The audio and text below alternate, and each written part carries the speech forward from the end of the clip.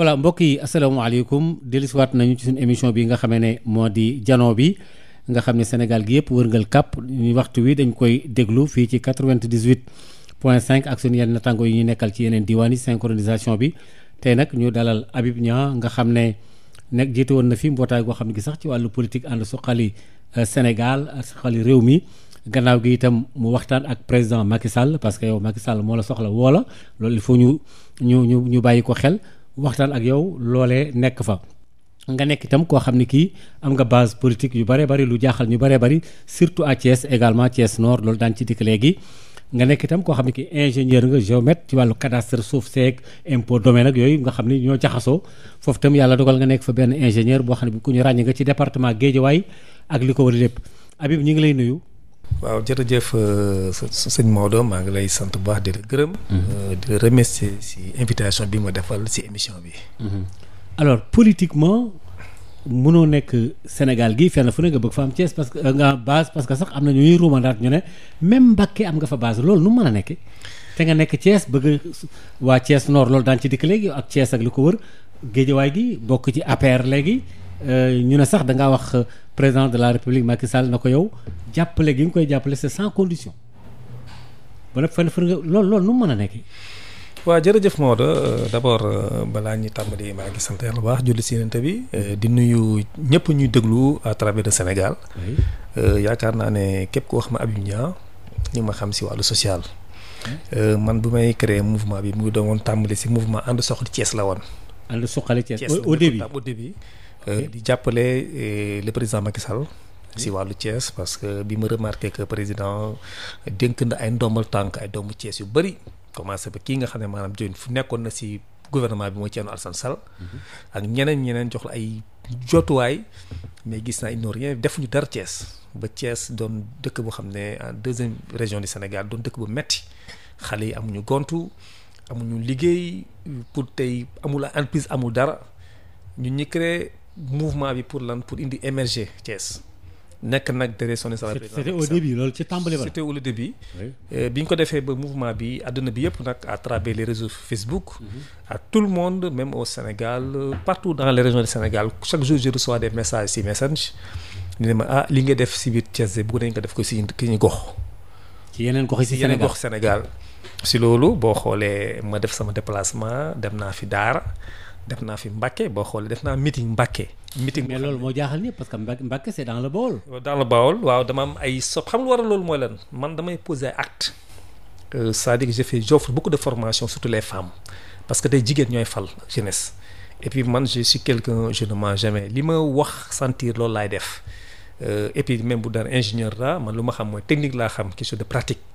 mu poser acte de ay formation des jeunes. mu pare mu wutale ay quelques placements dans les entreprises parce que mine de rien j'ai fait 25 ans dans le BTP privé laa njëkk a tàmbali sama liggéey. 25 ans BTP 25 ans dans le BTP 96 laa commencé liggéey à la CSE comme ingénieur géomètre nekk chef de projet à la CSE sama premier chantier c'est la route Touba Lompo Sarsara foofu nga xam ne foofu la motaar Abdou Diouf daanu woon man maa initié ma ne sa tali bi mën nañ ko defaraat mu jaar yoon ba xam ne Abdou Diouf daanu seen benn motaar moo fa daanoon c'est ça foofu laa tàmbali à la CSE ma jógee fa j'ai fait la route Kolda Diana Malari. yaa defar route boobu man maa réglé tali bi Kolda Diana Malari j'ai fait la Mbour Diamniadio tali bi de 34 kilomètres et quelques presque 35 kilomètres man maa ko réalisé boo xoolee voie de contournement bi man maa ko réalisé avec la CSE boobu après ma génn foofu nag automatiquement ma dugg au niveau de CSE bu sow quoi bu Aliou Ardo Sall Aliou Sow waaw compagnie sénégalaise d'entreprise waaw liggéey naa CSE liggéey naa même C2 aussi liggéey naa aussi ONAS comme chef de projet ma station d'opération bi ne Kër Seyim Ndoye man maa ko liggéey aussi donc voilà man foofu ma liggéey rek je pose des actes damay jàppale askan bi si wàllu liggéey si main d'œuvre bi et puis main d'œuvre locale laay jël man du ma jël feneen ay main d'œuvre donc nag bi ma posé les actes yu bëri ñëpp gis ko nag ak aussi samay am di jàmm parce que mine de rien ingénieur la formé na ay jeunes yu bëri tey ngi à travers le Sénégal ñi ngi liggéey dans les projets képp ku ma woo téléphone boo ma gisee nga ne Habib Niang ma ne la jëlal ma 20 personnes 10 personnes dans les projets def ma ko jëlal parce que ku nekk da nga am fu ma jaare yow man maa bi nga def stage man dama laa biir day boo si bu la indi si man dama lay jàngal li nga xam ne moom la xam-xam bi ma yàlla dénk noonu laa commencé et puis automatiquement j'ai commencé à sillonner le Sénégal lu ma gën a méchant tamit mooy avec les étudiants parce que étudiants Thiès waay nekk dans toutes les régions du Sénégal yëpp seeti naa leen avec mes relations boo xoolee dem naa Ziguinchor dem naa Saint-Louis dem naa Bambey dem naa Kaolack toutes les fu ma dem nag aussi am naa fay am di jàmm ay mbokk. foofu mais comment naka nga mën a amee créer benn meeting à Mbacké est-ce que da nga juboo ak kilifa diine yi nekk foofu la tu as été reçu par le khalife général lu xew foofu. parce que loolu daal jaaxal nañu bari. waa xam nga gis nga waa Mbacké waa Touba seen bopp ñoom ñoo ñëw envers moi. waa Touba ñoo ñëw envers ñoo ñëw ay cellules c'est des jeunes très dynamiques ñu nga xam ne dañ leen yàgg nax si wàllu politique. bi ñu gisee action yi may posé ma ñëw seet si ma bu ne président dañu bëgg a ñëw seet si la Thiès bi ñëwee seet ma dalal leen ñu ne ma c'est rare que un jeune politique nga woo ko téléphone rek mu jël ma ne ko man même tey boo may saaga ndey boo ma woowee sax damay jël téléphone même bu ma xamul seen numéro dem je prends téléphone bu ma jëlu rek day am fu ma nekk ngir yar ak teggin ñoom bu ñu ñëwee sama seet si ma bu ñu ma seetsee ma jël si groupement des femmes yi def leen ay formation nu ñu defee savon eau de Javel jeunesse bi mu ut ay genre matériel de sérigraphie jàppale leen defal ay formation en permis de conduire ay formation en maintenance informatique c'est comme ça que nag loolu la amee sotte waaw Touba gis loolu affaire bi jaaxal leen si loolu ñu dem seeti nag ñu ne ma il faut nga ñëw Touba nag sampal ñu bi ma ñëwee ma ne léegi bu ma ñëwee Touba ñoom ñoo yóbbu si xalifa yi j'étais reçu par le khalife général Serigne Mountakha yàlla ko yàlla dolli wër bu recevoir ma taawam Serigne Kosso Ndeye sama xarit avant may ñëw sax woo ne ma téléphone bi ma ñu def vraiment dañu ñeex man bi ma ñëwee sax man maa wax sëriñ bi ma ne ko li ma indi Touba mooy dama bëgg a jàppale askanu jeunesse Touba bi parce que xale yaa ngi di dugg si gaal bi rey seen bopp si dex bi Sénégal am na liggéey moo tax boo xoolee bi mu ko waxee ñaari fan rek nga gis xalifa bi joxe def déclaration si wàllu dem li nga xam ne xale yi ñu ngi loru si wàllu géej bi. moom fu dikk ci mbëkk bi quoi. si mbëkk bi waaw donc loolu laa commencé boo xoolee am naa base solide à Touba donc man je dis à sama militant yi nekk Touba nañu dal xaar. kii nga xam ne maanaam la président moom la teg foofu ñun dinañu fexe ànd ak moom parce que li ma ko bu ñu koy waxee nii rek man dama am ay militants xam ne c'est dormant dama leen maa leen teg à côté fu si nekk dama leen teg ma ni toog leen rek yoone c'est vrai aussi politique aussi transfert la j'ai fait beaucoup de transfert indi pour lan pour accompagner jàppale parce que bu ma amul coalition il faut moom transfert moom mun dimbali pour mun si génn affaire bi noonu la demee. ok voilà ma fàttali ne ba léegi ñu ngi ak benn ingénieur bu nekk ci cadastre rek domaine ak ya ci aju di Habib Niang alors. au niveau de Thiès xam nga Thiès moom dafa doy waar bala maa dikkaat sax ay Guédiawaye ak feneen ci wàllu politique xam nga Macky Sall moom tàmbali na di tànn bon Thiès Nord information yan fa am mooy à part réew mi Habib Niang sinon dara du baax fan nga dajale am nañu nag man nombre bi sax fàtte naa quoi tant de groupement xaw ma féminin ay xale nangam ak nangam loolu moo tax Macky Sall xam ne nitu mbooloo nga mu wala qu'est-ce qui se passe. waaw xam nga man li ma wax d'abord doomu Thiès laa màgge Thiès yàggatee sama njaboot doon doomu Thiès sama ay soxna doon say parents samay parents parce que sama papa 1947 la ñëw Thiès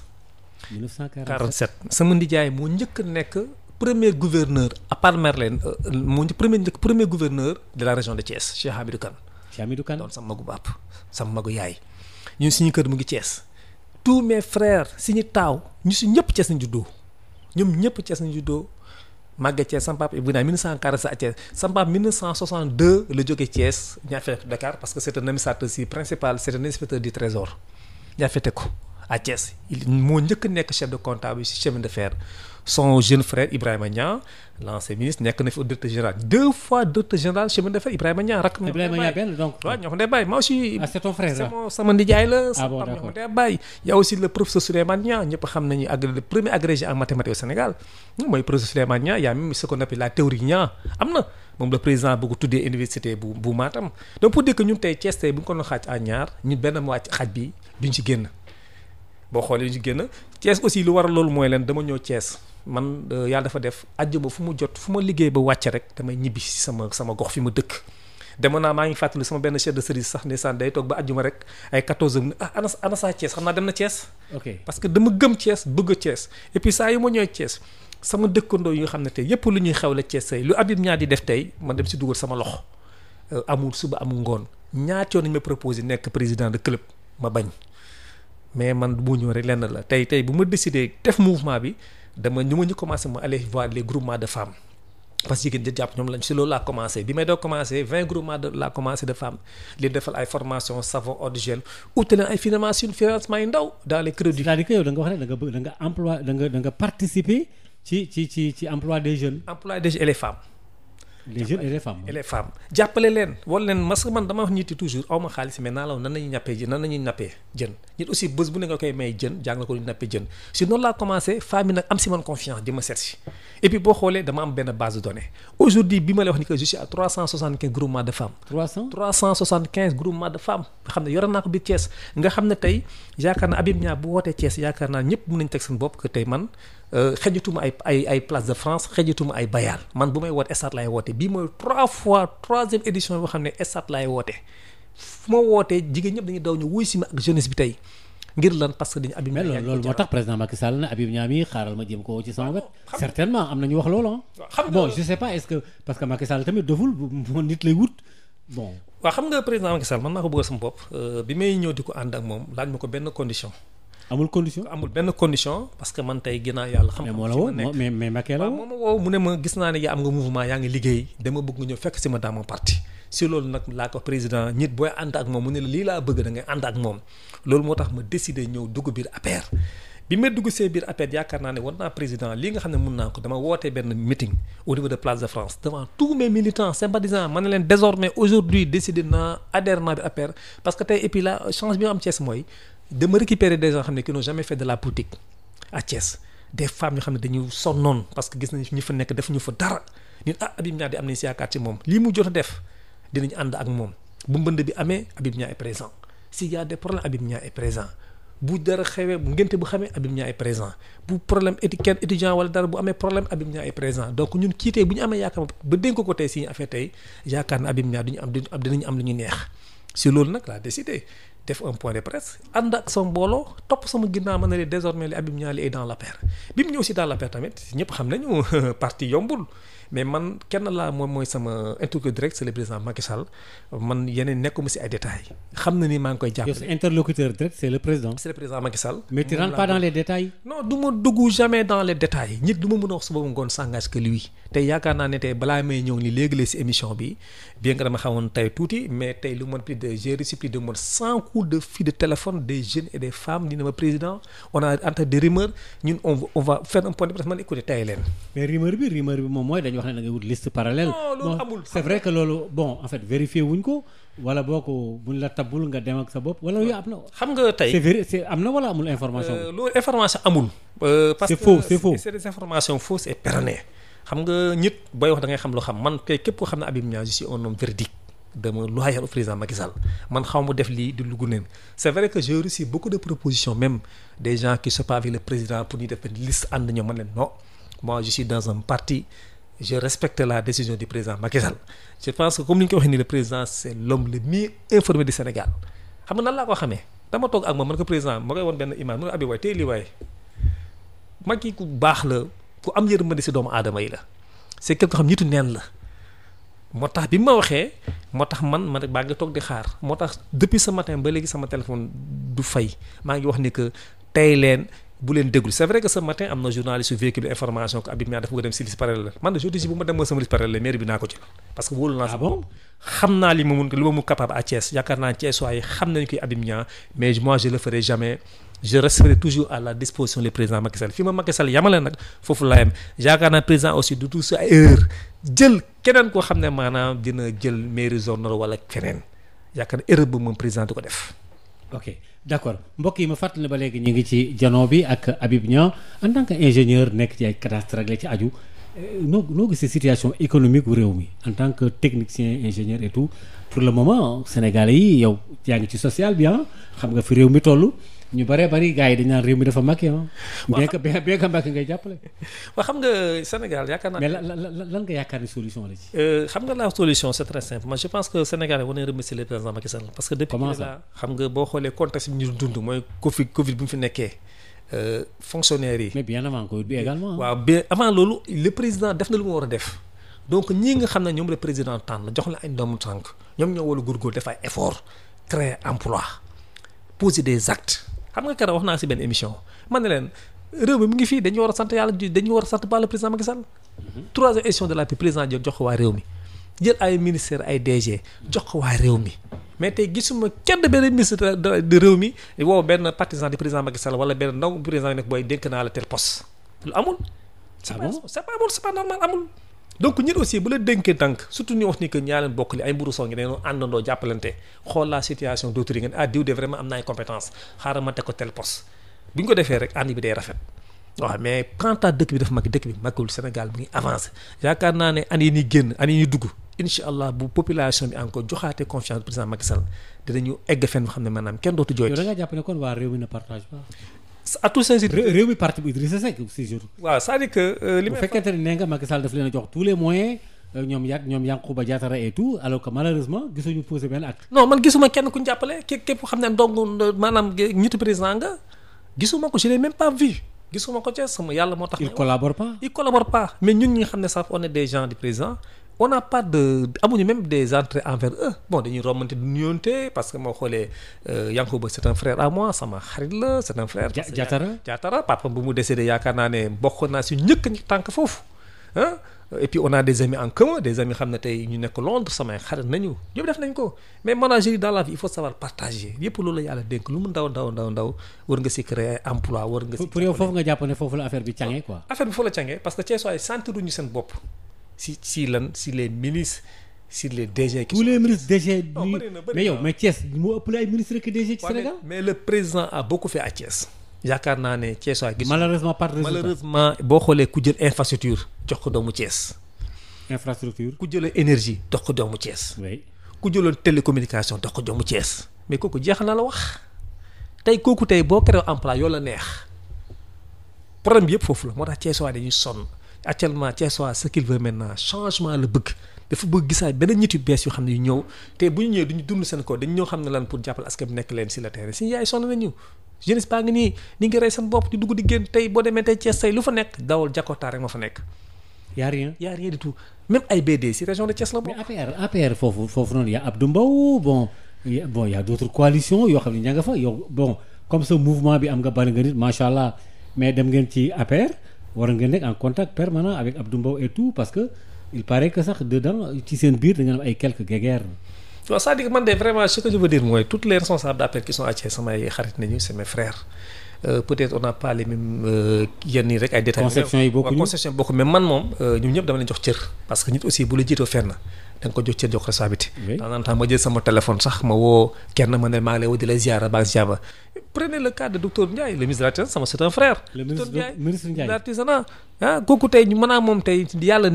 fu ñu xamante mooy si ndégu yàlla nañu xamante mën naa moom ñu ñoo doon nekk si mosquée bi di koron ba mosquée bi jumaa bi taxaw mooy cité Malick Sy foofu la ñuy xamante mu dëkkandoo ak aussi sama tante ñu ay voisins on a de bonnes relations bon terme ñëpp mais taxul aduna aussi day dox tamit rek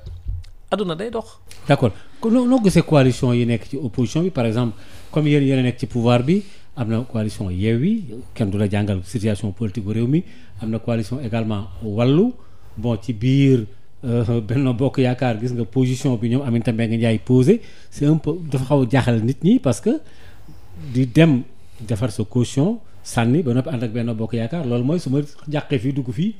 Casamance gis nga la fa xew Abdoulaye Baldé out bon ban lecture politique globalement nga am ci situation bi ñu jëm. waaw xam nga bi ma analyser la situation man nag dama doon nit bu xam ne li may faral politique gentleman lay def du ma critiquer du ma tooñ. mais tu fais une analyse politique mais li ma wax mooy gis nga bu ñu créé seen coalition bi l'opposition bi maa ngi toog benn waay ba xam ne ñu toog sama kër di naan ataaya bokkul ak man sama xarit de c'est un frère man na ko grand man na ko seen coalition bi du yàgg léegi mu tas. ah bon loolu laa ko wax man ko boo buggee mun naa teg sama oto nga teg sa oto. ba jël kaamil teg man ko je crois ñoom ñëpp xam naa leen la preuve mooy même pas un mois tas nañu ku si nekk de damay jiitu gis nga politique dañu war am benn conviction dañu war a bàyyi ku yàlla jiite ni jiite la même si bi d'islam yi def sax wax na ko ki leen jiite même bu amee bopp bi nekkee boppu tàndarma jiite leen respecté leen ko parce que gis nga nit yi si les gens se divisent rek ils vont avoir des problèmes Sénégal je vous dis une chose on a plus maintenant d'opposition chacun est à gauche à droite la preuve xoolal wàllu askan bi tas na le président Pape Diop dem na boppam. waaw Pape Diop génn na dem na boppam parce que dem na boppam ak keneen gis nga fu ñu toll nii. parce que ñoom waa bokk gis-gis dañoo jàpp ne waa PDS dañoo bëgg accumuler lépp. waaw mais loolu xam nga gis nga nit bu jiitee sa intérêt bu jiitoo dara du baax man prenez le cas bu ñu jiitee bu ñu créé doomu Thiès ça fait 3 ans 4 ans avant les élections présidentielles ni woo ma ne leen bu nekkee askan bi moo tax a jóg man je suis prêt pour être derrière vous. mais bu nekkee intérêt moo tax a jóg ngir marché wala dara bokkuma mais la preuve nit li ngi def seen réunion man bokkuma ma toog mais une semaine ku nekk ne maay jiitu. ah bon coow li la ko am guddi kii ne na bàyyi naa parce que dama gis guddi saa yi dem na seeti président rappi guddi parce que intérêt bu ci dara baaxul man nag politique bi may def man yàlla moo tax may def xooluma si parce que j'ai comme li ma waxee ci soir man ne leen man j'ai fait de la politique parce que j'habite avec vous politique proche de la population parce que d'abord je suis un fonctionnaire un cadre de l'administration. mais tu aimerais que Macky Sall def la dara nag quand même. mais même mu def ma bañ ma def yëpp man l'essentiel que sama gox bi ma dëkk naa sentir ne quand même ne am na si lu ñu jàpp. c'est vrai que tey Sénégal tey metti na pour nga am certaine pour nga mun def yenn il faut nga am certains postes de responsabilité ñun ñëpp moom la ñuy ñaan yàlla am lan pour liggéey suñu gox ba ñëpp sentir ne vraiment kii de aman da ñuy njëriñ man loolu laa gis et puis gis nga boo xoolee coow bi yëpp ku nekk man maay jiitu xoolee li xew Ziguinchor xoolee li xew Saint-Louis ñëpp xam ne Cheikh Bamba Dièye ak keneen tamit jël ni ko non doo jiiti keneen mooy jiitu. oui y a un problème parce que Cheikh Bamba Dièye moom maire ba la bëggoon gars yi ba fàtte keneen. gis nga bu ñu defee nii ils penseront jamais ils vont perdre parce que lu tax affaire bi conviction ak gëm-gëm intérêt général amu si xam nga intérêt personnel mu ne ñu jiital tant que yaa ngi jiite intérêt personnel rek doo dem. te pour yow il faut que mu nekk lu général. lu général mais pourquoi on dit que à Thiès bu sans Habib Niang bu dul réew bi Habib Niang dina di daaneel loolu mooy lan. waaw xam nga Thiès waay yaakaar naa ne man du ma fen ñoom ñoo ko wax seen bopp. toog naa sama bureau sama jeunesse bi ak sama famille ndax ma sax jour boobu sax rébellion laa ko tuddee ñu def seen benn meeting boo xam ne ñoom ñoo cotiser woote stade man idée dama toog sama même en live ma ko suivre ma ne lu xew maa ngi sa mbir du liggéey ñu président dañu bëgg a wane que fii tey yow xam lu waral loolu mooy lan Habib Niang toog ba élection des ñaari weer ñetti weer soog a dugg si askan bi Habib Niang yaakaar naa ça fait 6 ans maa ngi si terrain bi fu tam xarit jot Habib Niang population gis nañ ko Covid bu mu amee Habib Niang jël ay matières premières woo maanaam les tailleurs de la commune de la zone nord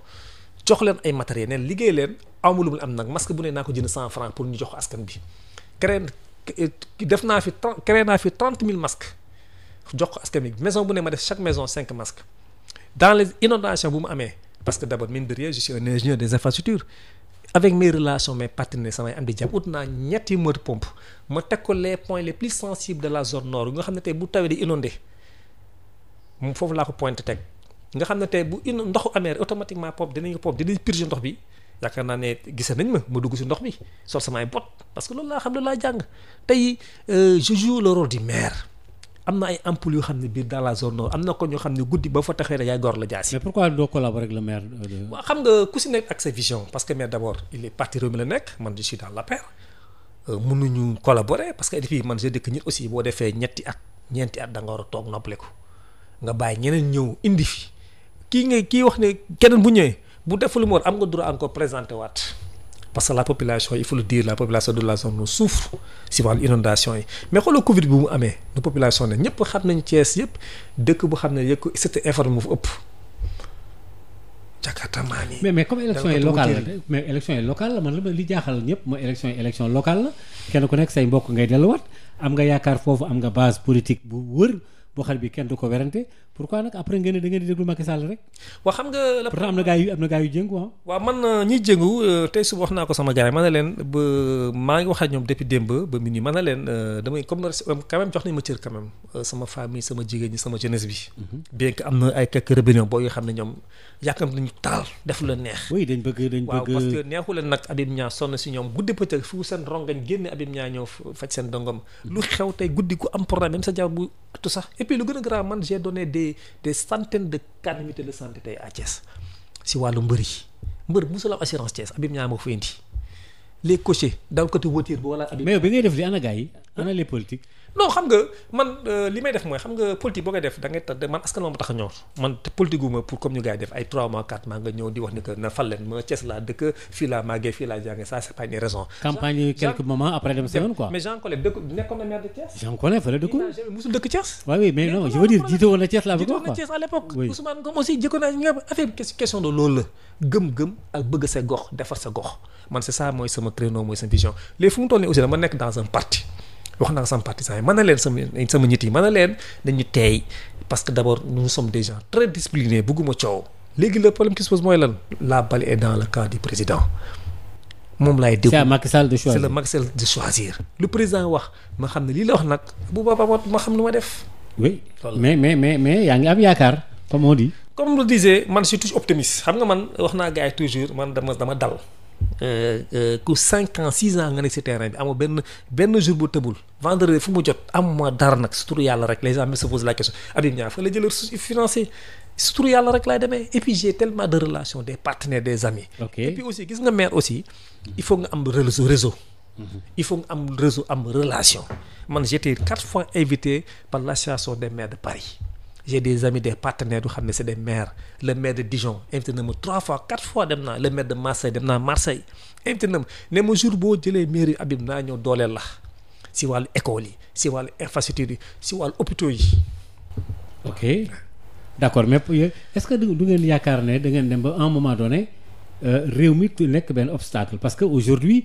Abdou Mbow dégg naa ko temps yële ci fan yi yàggagul dara mu def benn sortie mbëkk fii génn fii waaw mais il faut ñu ànd ci nii def nii bon bal de sonde yu mu doon lancé quoi pour wax ne c'est vrai que réew mi leen kii mais ñoom tamit il faut ñu àndandoo nawle moo ko wax Abdou Mbow am na lu tax mu wax loolu. waaw xam nga xaw ma daa tiit xaw ma kes. waaw xam nga li may faral di wax Thiès tey ku si nekk am nga c'est wax sa xalaat Abdou aussi am na ay thèses am yu mu posé c'est normal parce que ñun ñoo àndoon ak ñoom réew mi bon tey les données ont changé à Thiès. tey bu réew mi demoon listam ñu demal seen liste wallahi dinañ jël mairie bi parce que la population fu mu toll dañ sonn li ñu xalaatoon li ñu sentiroon dañ ko gisul Abdou aussi est libre de dire parce que en même temps responsable politique la zone bi mu nekk ñun aussi à notre niveau moom li may faral di wax rek mooy gis nga seul le travail paye ñun moom on est sur le terrain en permanent yaakaar naa ñëpp teg nañ si bët fu mu metti on est présent sur le terrain. ñun on a des militants très fidèles des gens yoo xam ne tey lu ñu xaar acca rek di dem. donc ñun on parle pas je pense que le moment venu dinañu toog wax ak militants yi woo leen nag dem naa ba mën a gars yi ku sañ na nga woote stade. yow ku ñeme ni muy def woote na nga woote stade man yaakaar naa ne man. ba xam li mu am da nga ko am loolu nga am nga di nga am waaw. ñun de bii mooy 3 éditions yoo xam ne. woote nañu stade di wax ak suñu militants yi et puis suñu militants yi tamit déggal nañu le président Macky Sall aussi. parce que déggal nañ la loolu. déggal nañ bu ñu ma déggalee rek mooy déggal nañ président Macky Sall. mais lan li xew Casamance entre Abdoulaye Baldé ak président Macky Sall bon benn président Abdou Diouf daf doon wax naan làng noonu du tuuti ndax ku mer dem ca Abdoulaye Baldé fàq na de loolu est-ce que man da tax Benoît Sambou positionné wu bu fekkente ne Benno Bokk Yaakaar foofu àndandoo bi xaw naa doy war. ban lecture politique nga ci am. waaw yaakaar naa ne sax man xam nga du mu si sori mine de rien j'ai beaucoup de militants yoo xam ne yu nekkoon avec Abdoulaye Baldé ñëw nekk ak man Thiès am na fa doole aussi. Abdoulaye Baldé waaw Baldé nekk ñëw si moom lañ jógee ñëw nekk si man. yaakaar bon dafa am ay militants Abdoulaye Baldé yu fàq ñëw ci. ñoo si man à Thiès am na militants yu bëri si moom lañ nekk. bon à Thiès waaye bëri na lool nag. maanaam bàyyi na UGC bi. bàyyi na ñëpp ñoo fekk si man parce que man aussi boo xoolee damay puiser du ma jël si waa APR du ma jël si ñoom man. position bi laay tirer waaw ñu beaucoup de jeunes ñii c'est des étudiants ñii c'est des femmes yoo xam ne moom lañ nekkaloon ñoo fekk si ma benn bi mooy lan xam nga si yaakaar naa ne nit buy ànd bi dafa doon ànd nawle ànd gëm-gëm ak conviction man je pense aussi Abdoulaye Baldé teel naa jël décision dafa war a xaar tuuti. dafa waroon patienter ba xam xaar waaw parce que le président Macky Sall c'est quelqu'un qui est très patient président boo yàkkamte am moo doo dem. il faut nga may ko le temps mu réfléchir c'est vrai que Abdoulaye Baldé d'après les informations yu mu am nee na woon na président waxtaan ak ñoom ñaar téléphone président lu mu ko wax ñu def ko yëpp mais président nit la rek la. mais Abdoulaye Baldé nee na wax na ak Macky Sall waaye la ko Macky Sall waxoon la Macky deful. waaw selon toujours Abdoulaye Baldé waaw selon les informations yu ñuy wax ni ne moom moo ko wax mais xam nga si nit ba ànd moom ñi day fattu da nga koy teelu rek nga bañ a yàkkamti yaakaar naa bu yàkkamti noonu rek li mu bëgg dina ko am si président Macky Sall. Abdoulaye Baldé ñëpp xam nañ tam Ziguinchor tamit am na fa bastion la quelqu'un qui a été 3 fois xaw ma 2 fois maire de la ville am na fa mandat man yoo xam ne j'ai beaucoup de parents j'ai beaucoup de militants ñi xam ne Ziguinchor nañ nekk mais comme président dafa ne man ma toog Thiès rek moo tax maa ngi xaar mais li may wax rek mooy yàkkamte na quand même parce que nit même boo waxee ak président mun lay bàyyi xel bien que soxla yi bëri na mais warul woon jël décision rek ne day benn boppam et puis aussi je pense qu'il n'est pas aussi warul tollaluwul ak gars yi quoi moom homme d'état la. war na am à la hauteur quand même parce que Abdoulaye Baldé nekk na fi mu d'état il a occupé pratiquement toutes les postes de la République depuis temps Abdou Diouf depuis temps Abdoulaye Wade. Donc je pense aussi doit avoir ce esprit de grandeur xam nga pour pouvoir vraiment gérer situation. d'accord pour yow Abdoulaye Baldé mënoon naa taxaw ne même am na benn coalition bu ñoom Hélène Tine defe naa mooy wàllu bu waa PDS ci Thiès mais ñooñu aussi bu leen négliger de attention de. waaw yaakaar bon parce que dégg naa leen ñu def ay sorties samp seen ay nit ñaan dégg naa sax ñu naan Omar Sarr seen ministre bi nekk ci gouvernement ci dëkk boori Fandène ñu ne waratu faruwaat parce que ñaari mandat ngi nii defu fa dara mais ñooñu attention de waa wàllu googu c'est vrai que yaa ngi naan wàllu yëpp dañuy tas ak yooyu mais boobu am nañ fa doole le PDS. waaw yaakaar naa ne man de à toute sincérité bi ma nekkee Thiès di liggéey ba léegi politiciens yi nekk di coow yëpp dem naa seen dëkk def naa fa créé naa fa ay emploi tey kii di la wax ni Hélène Tine elle est de Pognène. Pognène inondation bu mu amee gisuma participation Hélène Tine. mais elle n'a pas les moyens peut-être. non elle est députée elle a les moyens elle a des relations. elle a été députée. mais elle a des. mais avec ses relations ku si nekk dans la vie am nga ay relations am nga am di jàmm ay xarit man sa bopp boo xoolee tey tëgg naa fa ñaari meeting foofu j'ai plus de 20 groupements dans sa zone inondation bu mu amee boo xoolee tey wàcce naa fa ay moto pompe purger ndox bi ba ñuy génn que la presse yëpp jël nañ ko delluwaat bu ñu tabax seen église bi avec mes relations les entrepreneurs ñi ma xam ne des ingénieurs xam ne qui sont de génie civil ñi ma xam ku si nekk woo naa téléphone yónnee nga ma ciment pour ñu mën a jàppale église bi taxawaat saa ñu amee fête ma taxaw si j'ai été même remercié par l'évêque de Thiès si geste bi xam ne def naa ko sans compte aussi les étudiants Pognène ils ont des étudiants qui sont à l'université dér laa si moo si mujj am nañu ay problème de logement fexe naa ba xam ne avec mes relations mes partenaires utal naa leen fu ñu nekkatee à Dakar. yow pourquoi nga bëgg liggéeyal Sénégal gi yëpp yow koy liggéeyal sa gox rek. non man yow tu es un peu. non c'est-à-dire que man loolu c'est nature la wala parce que loolu dafa doy waar. waaw mais Pognène si Thiès la bokk. oui mais nekkul sa zone quand même. non c'est ça c'est dans la zone nord. waaw mais ci benn côté ba noonu non bokkul sa fànn Pognène si zone nord la bokk. Pognène tey li fa nekk ci ay militants tey c'est des gens responsables et puis la majeure partie des anciens c'est hommes de loi c'est des gendarmes kii nañu militaire nañoon ñii c'est des étudiants c'est des jeunes bi président di ñëw ils ont mobilisé bi président di ñëw boo xoolee 10 cars laa leen jox ñu delloo ma kaay dox ba foofu pour dire que Pognène si commune de Thiès la bokk dañ koy négliger nag les gens disent que c'est un village isolé mais c'est un gros village loolu moo ci jaaxal mais si Thiès la bokk Thiès Nord est très grand Kër Seyib si Thiès la bokk Kër Cheikh si Thiès la bokk ak yeneen Kër Baar yi bëri na ay zones yoo xam ne tey les gens le négligent mais si Thiès la bokk ñun nag fépp boo xam ne tey gis nañu si zone nord la bokk ñun nous avons la cartographie de Thiès de la zone nord xam nañu fii militants yi potentiel yi nekk et la preuve am na benn militant boo xam ne benn xale boo xam ne benn dof moo ko xale bi c'est le meilleur élève du village benn dof moo ko jàmpaak ay yow hôpital la nekk ils ont lancé à l'appel toutes les responsables politiques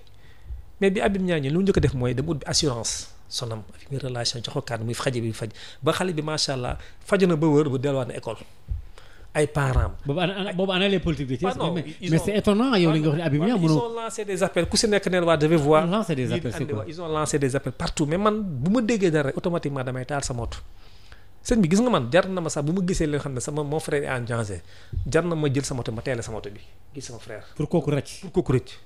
ah loolu mbiru yàlla la. waaw loolu yàlla defalu ko ñëpp. waaw loolu moom yàlla may na ma côté boobu moom. mais loolu yàlla defalu ko ñëpp. mbokk yi ma fàttali ba léegi ñu ngi ci jano bi ak l'ingénieur Habib Niang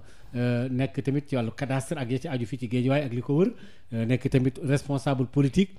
mais suqali Thiès suqali Sénégal nga fab nangami militant nu ko xërëb rëb yóbbu ko APR. saa Habib Niang yow sans condition. gis nga. non c'est terrible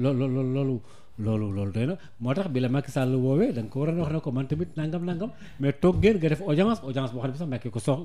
Macky ko sàkku mais nga wax sa ay doléance parce que tamit bul fàttali ne sa gannaaw da nga am ay nit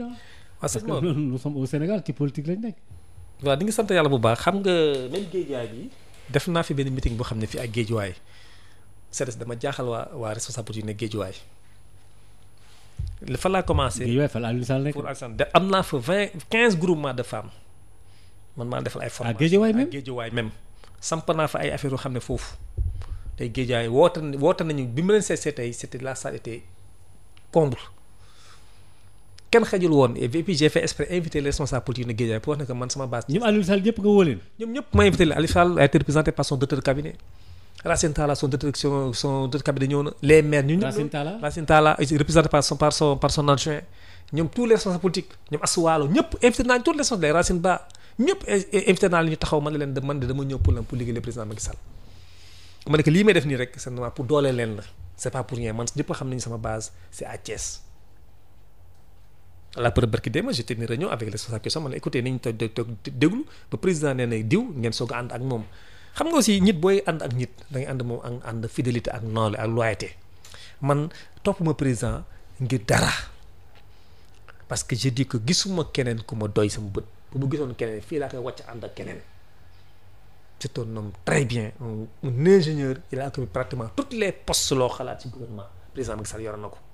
ñi fii nekk ñëpp dañuy pëlti mosuñu nekk yore dara tey bi may ànd ak moom tey ànd nawle ak gëm-gëm gis na li may liggéey bi Thiès ndeysaan yàlla ko yàlla yërëm Ousmane Tanor Dieng moo xamoon li may liggéey bi Thiès parrainage bu am j'ai pris 15000 signatures yóbbu ko Ousmane Tanor Dieng këram par exemple ñu Habib lii yéew na man ko Ousmane ñu dañuy liggéey on n'a pas ce problème parce que ñu on est bien structuré on était très bien structuré on a une base de données très fiable. ci parrainage bi 15000 signatures laa ko jox. li yàgg na li ma la ko léegi yàgg na 15000 signatures laa teg si loxoom Ousmane Tanor Dieng bi mu koy jox temps yooyu ndeysaan le directeur de cabinet Oumar Youm était le directeur de cabinet président. Oumar Youm moom moo ko woo man ñëw këram bi may ñëw sama délégation laa àndal ma ne ko lii man maa la ko jébbal nga joxal ma ko le président Macky Sall Cheikh Ba invité naa ko ci sa meeting. Cheikh Ba CDC parce que c'était mon directeur général sama frère la sama yëpp la mais bu mu ñëw Thiès tu as vu ma jël 7500 signatures teg ko si loxo ma ko jox ma président Macky Sall pour dire que ñu on est bien structuré léegi nag le problème qui se pose la population thiessoise ont tellement confiance en moi man xam ne du ma leen dugal si ay erreur wóolu nañ ma déglu nañ ma mu doon mag ak ndaw parce que c'est une chose man personne troisième âge wóolu nañ ma les imams wóolu nañ ma la jeunesse wóolu les handicapés xoolal association des handicapés de Thiès ren inscription yi rek ils m'ont donné 200 quitus certificat d'inscription Habib ñaan nañu waatee Thiès parce que man maa ne buutuma benn handicapé Thiès di yelwaat ma kër lay ba affaire bu ndaw di si sutru di si daan seen doole. ah bon pour ñu bañ a yelwaan di bañ a yelwaan à Thiès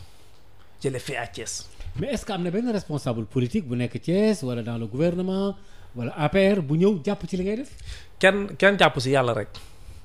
kenn amul kenn koo xam ne ko. yow looy def gars yi du la ci fekk si. kenn du ma si fekk si. enfin nag il m'appelle Habib vraiment. félicitez-le c'est tout. mais là après président bi muy ñëw Thiès. peut-être défi la woon les gens disent que Habib Niang dañ ko wax président Habib Niang amul base politique amul que mais président bi mu ñëw Thiès yaakaar naa à son entrée à Thiès li mu gis ko fenn c'est moi-même qui a dit au président public ma ne ko président les données ont changé à Thiès bi ma ne cap mu taxawaat woo ne gars yi wër ko mu ne an Habib Niang fekk maa ngi doon régler ay problèmes yoo xam ne des maisons xam ne qu'on a détruit à Thiès la mooy problème mburkat bi. coow bi ma dem di tamponiser la situation da nga jetil man maa taxoon wax président loolu na régler problème bi bu ma booy ñëpp wax ak ñoom ba pare président ne Habib kaay bi gis oto waxtaan mu ne je suis très fier le président du aussi ne rond-point Ngent yaakaar naa ay fas laa ko teeru les femmes ma ne ay mag ngeen yéen mënu leen xeex mënu leen taxaw dama leen ngeen xa ISEP président bi mu ñëw yaakaar gis na ce jour boobu j'ai mobilisé 102 cars laa mobilisé. téeméeri car ak ñaar laa mobilisé pour accueillir le président Macky Sall. yes yaakaar naa Macky a vu ça mu ne la kaay sama oto. il m'a félicité yëg naa si otom mu félicité ma bu muy def discours mu félicité ma encore à certains leaders politiques parce que j'ai dit au président que maintenant Thiès président a changé Thiès a besoin une vision une nouvelle vision ci président de la République je pense que si tu comptes sur nous président on peut relever ce défi. d'accord mbokk yi ba léegi maa fàttali na ñu ngi fii ci 98.5 ci jano bi ak homme politique ingénieur di Habib Niang nekk fii ci Ndakaaru waaye nag tamit am base politique fële ca Thiès dem def meeting Mbacké loolu lu yéeme la Guédiawaye nga dajale fa ay nit am feneen d'accord loolu xëy na waa APR gépp bu ñu doon defee noonu mais lan moo tax yéen waa APR mën leen a ànd. waaw ànd bi ñu ànd nañu sax xam nga ku nekk. ak yéen da ngeen waaye ànd c'est-à-dire que man de à toute sincérité xanaa yow da nga naan ànd nga yow. waaw man de à toute sincérité moom daa ma sama zone gisuma fi ku fi gën taxaw APR ma ànd ak moom exemple ma wax la benn secret bu Abdou Mbow nekkoon sama biir zone mun na ànd ak moom. ah bon waaw bu Ablaye Dieye Sigi Dione nga xam ne ñëpp xam nañ moo taxaw biir Thiès pour ne ko sama ànd moom bu docteur Ndiaye ne ko am ànd ma mais gisuma keneen ku taxaw au niveau de la zone nord ki nga xam ne la population tey am na si moom yaakaar xam nga politique c'est pas l'argent et puis surtout élection test la phase présidentielle élection boo xam ne tey koo gis et puis lu gën a grave mooy primo votant yi ñu jaru sóoraale lañ ñun on a fait inscrire 6500 primo votants 6500 boo ma weddee Momar mun naa la indil affaire yi maa ngi koy photocopie maa ngi koy yore nii sama bureau et puis jour bu ñu war a voté ci soobee yàlla ñun ñëpp départ benn point de focal la ñu am coow du am ñëpp rang comme un commandement ku nekk jaar ñëpp jaaroon dem voté ji dans la paix ñëwaat toog victoire toog siège bi dañu yenn ba ngoon ba résultat yi génn affaire boobu laa wax sama gars yi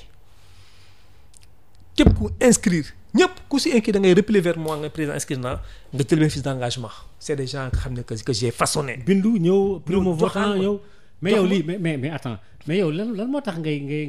nu ñu koy waxee lan moo tax ngay liggéey bon da nga ci très solitaire pardon da nga néew da nga wéet ci affaire bi trop. waaw xam nga affaire wéet dans la mesure où waa APR ñëwuñu li ngay def seen yoon nekku ci Macky Sall bu dee yëg na ko tamit Macky moom xam nga ay mbiram wax nga ne il est trop patient ma nga fële toog ba tam sax mu bañ laa tànn de Macky Sall de xamu ko. président il est conscient xam na lu xew yëpp Thiès xam na lu xew bu baax a baax maa ngi waxtaan ak ñu ko jege son entourage chaque jour je reçois des félicitations man nag. moo jëf félicitation yooyu ba lu ma tax a jóg mooy sama askan ma ñor. élection loolu wax gars yi man la politique day jeex ëllëg mën nañ tasee sëñ Maodo. dama bëgg bu ñu tasee ma siggi xool la nga siggi xool ma bañ a rus nga diw de mu ngi day sóob rek moi c'est pas ce genre même la politique bu passé je continue même à continuer à faire des actions politiques tey Thiès waaye dafa am leen loo xam ne tey dama la ko ji boobu nag ni ma président tey bu ñu mënoon soppi tey yow nañ koy defal tey si wàllu jeunesse bi xoolal émeute bu mu fa amee. en mois de mars. Habib Niang ay bus la jër. ay bus laa jër dem université. wut étudiant yëpp ma ne leen acca replié wu ci à Thiès. mooy émeute mois de mars yi. mois de mars yi jàpp nañ ma 2 fois côté Diom ñaaje mais xamewuñ ma. la police. enquête yi pensé que dama ñëw pour defar kii après ma présenté ni ma ok ni bàyyi xam nañ ma bi ma demee Thiès chaque jour que Dieu fait le soir maa ngi doon tënk. da nga dem di kii ak sa oto gars yi police na la type jàpp la. parce que dama la escorter aussi les convois des jeunes parce que je voulais pas que les jeunes soient imprégnés. parce que amoon na fi ay jeunes ñu jàppoon fii. Dakar oui Dakar c'est vrai que dañu booy xam nga étudiant rek jeune boo dugg université gars yi sànni ngay sànni mu intervenir Dieu merci avec des relations ba ñu libéré booy ñoom ñëpp nag ma am idée ma delloo leen Thiès parce que chaque instant seen yaa dañu ne Habib Niang président sama doom mu ngi fii sama doom ku doom jaaxle Habib Niang ngay woo yow ma delloo leen Thiès 24h/24 ba 23h30 ni ngi si am nañu permanence à Thiès et puis ñun nous sommes le seul leader je veux dire tey de la zone nord xam ne dañu am permanence biir Thiès nañ ko amee. benn permanence waaw benn permanence xam ne tey Thiès waa ku si am xew-xew. boo amee manifestation foofu nga jëlee ay chaise boo soxla tey dara foofu ay basang foofu nga jëlee ay basang yi loo soxla ay brouette pour def set nga ñu jox la ay basang ñëpp ñoo ko imposer foofu tey dama ko def lan pour lan patrimoine pour waa Thiès tey maire yi ku jaxle si Habib Niang nga daw tey rek am na ay maire yu ma woo sama doom am na bac jotaguñu orienté. tey boo xoolee au niveau de Médina Fall sama jeunesse baa ngi foofu tey di jeune nouveau bachelier di leen orienté. pour ñu xam fan lañ jëm école tey ce matin rek ñu école Médina Fall tey di ko def tey pour dire rek ñun on a tous été présents ci population bi la population xam nañ bu baax a baax. lu tolloog juróom-benn at yàllaa ngi nii li ngeen def toppatoo leen ci woon ku leen fi fekk ci Macky Sall ak yëpp yéen a ngi ci terrain bi di liggéey. ah bon di liggéey ngir suñu gox suñu askan aussi en même temps tamit di accompagner le président Macky Sall gis nga le président est très informé ce qui se passe te xam nga le président li ma wax le président est très patient président foo ko foogee fii lay génnee. mais lan nga jàngatee kàddu yu Mahmoud Saleh wax fan yi nu génn ne élection test la comme li nga wax su fekkente ne mën naa am gañe nañ ko mën naa yombal 3e mandat bu président Macky Sall xam nga Mahmoud Saleh moom foofu lay nekk rek di sànni ay mbiram. ba noppi mu teg ci ne coalition Yewwi Askan Wi nee na coalition nihiliste la lu ñëw ñu jaxase nee na coalition Wallu nag sax à la limite boobu am na xaw naa tane quoi am na démocratie et tout ça ñoom c'est des démocrates lan jàngat nga am ci position yooyu. waaw xam nga doyen Mahmoud Saleh ministre Mahmoud Saleh ñettu expérience la yàgg na ci affaire yi. yàgg na ci affaire yi xam na état xam na politique. li mu wax c'est quelque chose comme je dirais que ma ànd naa si. ah bon xam lu waral loolu mooy lan gis nga élection yi wax naa ko. mais li mu wax nii loo ci mën a amee. xaaral ma mun a expliquer xam nga tey boo xoolee élection yi tey ñu dugg tey. élection yi élection phase test la. waaw mais loolu tey gis nga tey ma xamal la benn secret tey bu ñu fa tegoon Habib Niang tey bu ñu bomee Habib Niang de ça va répercuter sur le président. lu ci yoonu président. non attends élection locale après locale c'est législative c'est présidentiel. oui. élection le présidentiel c'est tout le Sénégal. waaw mais c'est tout le Sénégal mais nag élection sama gox c'est important. élection sama gox c'est des élections primaires pour à la présidence. moo tax ñu bëri dañuy coow ku nekk di wax sama wax kii mal la moo tax li mu wax techniquement jànginement tey leçon la ñii nga xam ne dañuy wax ne fal leen ma ñoom lay waxal c'est important ni tenir si compte nit boo munul da nga ne man munuma boo munul nga ne xam man munuma nga bàyyi ki mun mu dem parce que tey si on perd les élections c'est pas bon pour tout le monde. C'est pas bon pour vous. Pas bon non c'est pas bon pour nous pour gérer tout le monde et puis aussi Sénégal duñ ko jox ku amul expérience. ah bon non il faut dire. waaw mais ñu bëri non xam nga balaa nga doon il faut être un homme d'état d'abord occuper certains postes de responsabilité il faut nga doon DG doon ministre xam les circuits comme ni ma waxoon sama benn cousin bi ñu koy nommé fii ministre des finances ma ne ko grand il y a une grande différence entre le privé et l'administration. il faut nga xam loolu malheureusement il n'a pas écouté mes conseils yàggu fa. ci finance je l'avais dit il y a une grande différence privé administration du benn privé administration du benn waaw privé c'est qui c'est le privé amoo droit tardé et puis administration c'est différent il faut d'abord être un homme d'état Sénégal dañuy soxlee quelqu'un bu xam ne ku dal ku teey ku nga xam ne tamit lu mu wax ñëpp xam ne li mu wax dëgg wala du dëgg mais là c'est la preuve li ma wax yow askan bi boo xoolee ba léegi ils ont des problèmes à Dakar pour avoir un candidat loolu warul causer problème fu nekk même à Thiès y a un problème parce que Thiès a des problèmes entre ñoom ils ont des problèmes à Thiès kii ne man la ñu on n'a pas ça problème. parce que benn mbër nañu àndal. mooy bën bu une chose bi may ñëw fii léegi am na benn appel moo jot. un responsable m'appelle ni ma Habib on a besoin de parler avec vous man nag parler avec moi man si vous voulez parler avec allez adresser directement au président Macky Sall parce que moom mooy sama njiit mooy sama mentor mënuma wax ak yéen affaire bi loolu rek la waxtaan naan xam nañu à Thiès il peut pas l'avoir là-bas ils sont divisés à Thiès dama leen nga wax ak Macky Sall loolu laa leen wax carrément tey non je les ai dit ça waaw mais xam nga le problème mooy lan c'est-à-dire que nit aussi xam lu gën a bon ngeen ànd ba pare ànd bi même pas un mois ànd bi tas ku ne man la mais xoolal ce qui se passe à Dakar xoolal li xew Ziguinchor xoolal li xew si yeneen goxaan yi à Mbour ainsi de suite ça va répercuter partout et puis ils vont partir éparpillés du ñu am dara élection yi ñu ñàkk ko nag ñu toog. opposition bi laay wax la. non il peut pas. parce que le problème qui se pose mooy bu ñu actuellement entre ñoom jubóowuñu demaguñu fenn mais toogal fii ak fin de mois nga xool encore y a plus pire encore il s'entend pas. yeneen fiction yor am encore ku si ne man sama leader ma jiitu du ma nangu loolu ainsi de suite loolu mooy problème bi et puis loo gis consensus la. waxtaan la xool kii war a jiitu ni ko def ce qu'on appelle enquête de moralité xool est-ce que kii mën na jiitu wala mënu jiitu c'est important est-ce que kii dina amul njëriñ askan bi mais prendre benn nit bu xam ne nga jóge ci àll bi nga ne moom mooy jiite parce que il est excuse-moi il est joola il est tukulóor ah non ça passera pas comme ça il faut nga amul njëriñ askan bi et puis ren élection yu kéemaan la kay amul kenn moo de mu ma la may 100 000 francs sax nax naa sama bopp naa lekk 100 bi mu duggee sama diggante borom xam naa yow waaye kii dafa may nax. élection yi lu jar a bàyyi xel la élection yu xam ne tamit lu jar a bàyyi xel xam ku ñu fal mooy ku leen amal njëriñ population dafa ñu de bi affaire bi amee problème bu mu amee si réew bi Covid bi bu mu amee problème gis ñun kenn ñi leen doon dimbali ñi amoon yaakaar ñoom la ñuy jox seen carte. maanaam ñi jege askan wi. proximité bi non c'est important c'est ça qui manque parce que proximité lu am solo gis nga meeting du dara dafa nga meeting jël ay nit ñëw mais lu am solo mooy jege askan bi di faire des campagnes de proximité dem seeti nit yi tëral leen seen programme et puis aussi ñi tam moo leen seet da leen wax tamit langue boo xam ne moom lañ dégg di taxaw di làkk ay façon tubaab boo xam ne yow li nga xamul sax lu muy wax. li ko bu ñu waxee ay wolof yu leer wax leer nañ nga ne man de boole ma fale lii mooy sama programme et puis nit balaa ngay fal da ngay xool dëkkandoom xam nga sama Abdou sama wax ku bu ñi moo baax est-ce que mbokkam moo ko wax da ngay xool ku ñuy fal est-ce que mbokkam yi gërëm nañ ko c'est important tamit. pourtant loolu bari na ci waa APR de. non bari na. waa APR bari nañu sari askan bi de xëy na yow peut-être exceptionnellement mais waa APR yi yow wax nga ko léegi da nga leen di woo doo leen jot da nga ci waaye non mais gars yi da ngay reba tas moo tax loo gis nit ñee ko wax de. élection yi bu jotee bu ñu bëggee daw Macky Sall woo na leen fii ba nga ñëw mu leen dem leen ngeen jege ci askan bi. mais wax na leen ba sonn wax na il a toujours dit le président toujours mu wax leen ko man maa ngi nii gis nga tey bu ma bëggoon tey man jarumay campagne sama laay toog sama ligue def naa lu ma war a def ba pare toog leen na moo xam ne rek de gars yi def la nii def laa parce que moo di président yow sa jaan wàcc na mais ku jeunesse bi dajee xoolal di la wax léegi bu may tudd rek étudiant Ziguinchor yaa ngi may woo nii léegi ñoo may woo Bambey mi may woo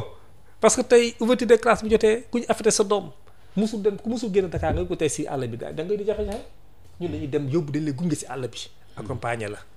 dañ lay gunge si àll bi accompagner la lépp ngir Macky Sall. ngir le président Macky Sall. kon yow li nga def lépp c'est pour Macky Sall. non c'est pour Macky Sall en même temps pour mon pays c'est normal parce que Thiès laa dëkk bëgg naa Thiès sama biiru xol Thiès laay nooyee. mais tu le fais en dehors de Thiès également moo tax man la lépp yow Macky Sall. waaw loolu léegi man xam nga le problème mooy dama limité à Thiès boo xoolee c'est vrai que am naa une base partout mais ñun ñëpp dama leen nañ teg inscrire nañ ba toog di xaar tey rek jot naa tey waa Touba ñu ngi may woo. jot naa waa exemple fat naa lu ma wax président bi muy dem Matam immigration Matam mais mobilisé naa lu mot plus de 300 jeunes ils sont mobilisés les gens disent. à Matam bien que je suis originaire de Matam mais daw ma booy yi fa nekk parce que booy bu si nekk booy bi may foofu laa dëkk sama dëkku yaay la mais quand même nit bu la yàlla wërsëg lu ndaw war nga def ay création d'emploi ay table yu ndaw jàppale gars yi ni liggéey tuuti bi président ñoo mën président bi ñëw mobiliser leen.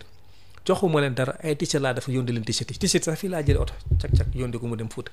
bi président bi mu ñëwee sax yaakaar naa ne xalaatoon est-ce que Habib Niang moom foofu parce que ils sont fi samay pancart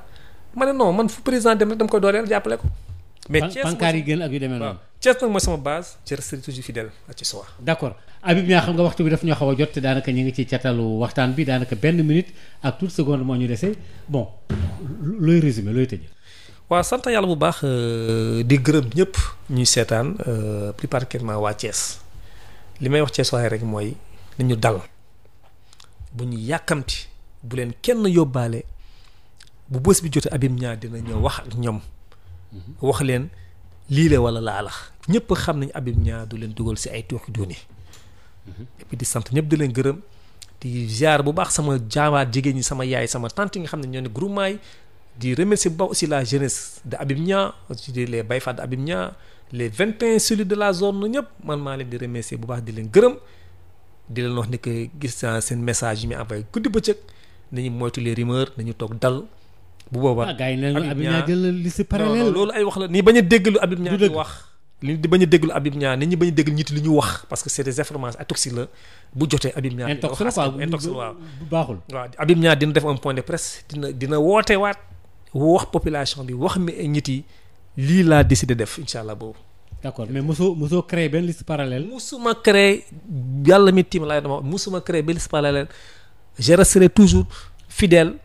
déglu au président li mu décidé. yow daal lu Macky wax nga wax lu mu waxul waxoo ko. parce que amuloo liste parallèle d'accord amuloo liste parallèle c'est les gens qui ñooy créé ay intoxication dégg naa sax am na ku ma woo ne ma Hyper Habib Niang sax ñi woon na ko ne ko moom mun na financer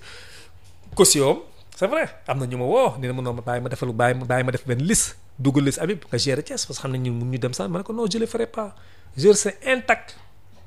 avec le président Macky Sall. d'accord kon nag mbokk yi ñoo ko déggandoo ñu doon dalal tey ci jano bi l'ingénieur Habib Niang nekk fii ci Guédiawaye nekk ci cadastre rek suuf seeg la ci aju ak domaine ak yu demee noonu waaye tamit nekk itam technicien liggéey ci béréb yu bare bare nekk politicien jiite fi ay mouvement am base fu nekk itam. nekk tamit Thiès di jàppale président Macky Sall ñu ngi lay sant bu baax a baax di la gërëm